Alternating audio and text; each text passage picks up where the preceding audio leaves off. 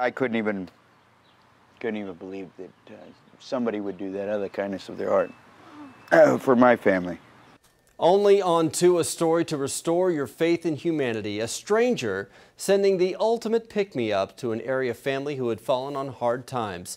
The gesture bringing tears to the family who had almost lost all hope. 2 Works You anchor Corey Duke shares a story of remarkable kindness, how a stranger who turned desperation into pure joy.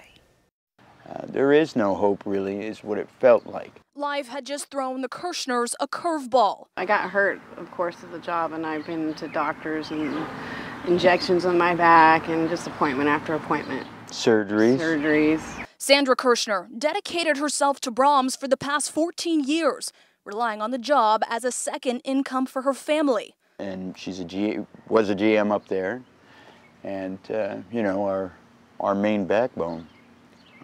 And that is, you know, since changed. The family took a big hit. And so we're struggling right now. And did what they had to do to stay afloat. We decided to have a few yard sales and sell some of our possessions. The couple, married for 21 years, tried to keep their spirits up, reminiscing on the life they built, bringing 4 kids into the world. But times were hard, so Robert Kirschner decided he'd sell his bike, a 1978 Honda 90.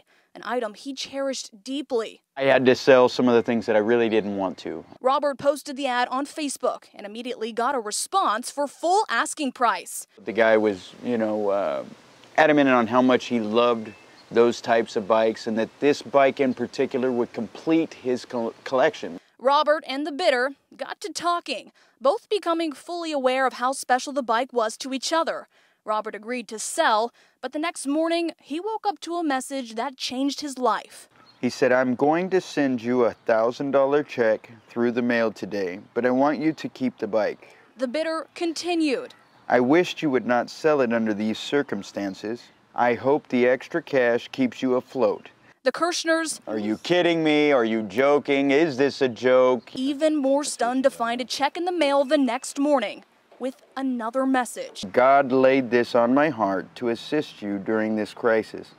He does speak to us, but we have to be willing to listen and obey. I'm glad our paths crossed.